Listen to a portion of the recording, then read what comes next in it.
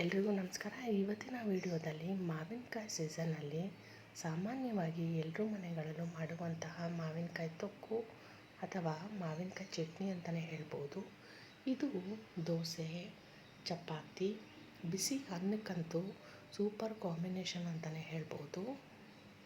ಈ ರೆಸಿಪಿ ಮಾಡೋದು ಬಹಳನೇ ಸುಲಭ, ಹಾಗೆ ಟೇಸ್ಟು ಕೂಡ ಜಾಸ್ತಿ ಅಂತ ಹೇಳ್ಬೋದು.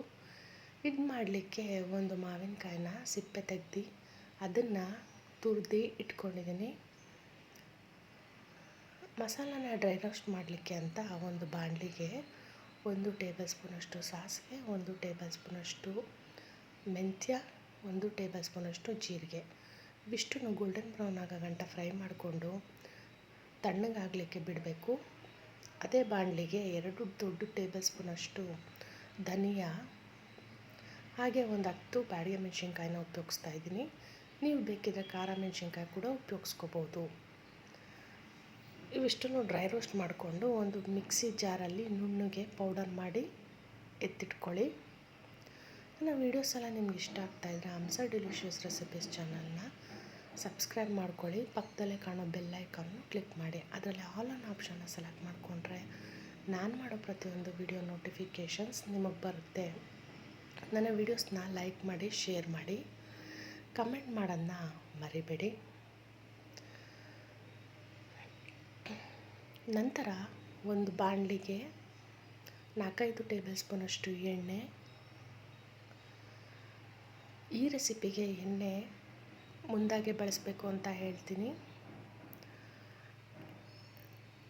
ಎಣ್ಣೆ ಕಾಯ್ತಾ ಇದ್ದಂಗೆ 1 ಟೇಬಲ್ ಸ್ಪೂನಷ್ಟು ಸಾಸಿವೆ ಚಿಟ್ಕುತ್ತಾ ಇರುವಾಗ ಸ್ವಲ್ಪ ಕರಿಬೇವಿನ ಸೊಪ್ಪು, ಹಾಗೆ ಈ ಗ್ರೇಟ್ ಮಾಡಿರುವಂತಹ ಮಾವಿನಕಾಯಿ ಹಾಕಿ ಎಣ್ಣೆಯಲ್ಲೇ ಬಾಡಿಸ್ಕೋಬೇಕು. ಮಾವಿನಕಾಯಿ ಕಲರ್ ಚೇಂಜ್ ಆಗೋ ಗಂಟ ಎಣ್ಣೆಯಲ್ಲೇ ಫ್ರೈ ಮಾಡ್ಕೋತಾ ಬರಬೇಕು.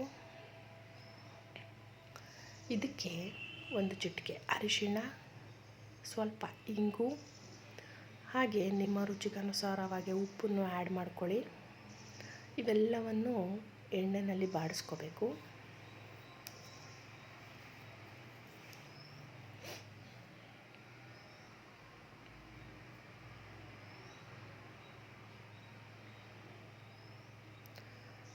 ಮಾವಿನಕಾಯಿ ಆ ನೀರಿನ ಅಂಶ ಎಲ್ಲ ಡ್ರೈ ಆಗೋ ಗಂಟ ಎಣ್ಣೆಯಲ್ಲಿ ಫ್ರೈ ಮಾಡ್ಕೋತಾ ಬರಬೇಕು.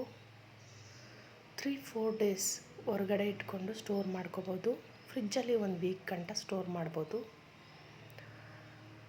ನಂತರ ಬೆಲ್ಲನ ಆ್ಯಡ್ ಮಾಡ್ತಾಯಿದ್ದೀನಿ. ಬೆಲ್ಲ ಕಂಪ್ಲೀಟ್ಲಿ ಆಪ್ಷನಲ್, ನಿಮಗೆ ಬೇಕಿದ್ದರೆ ಹಾಕ್ಕೋಬೋದು, ಕಂಪ್ಲೀಟಾಗಿ ಸ್ಕಿಪ್ ಕೂಡ ಮಾಡ್ಬೋದು.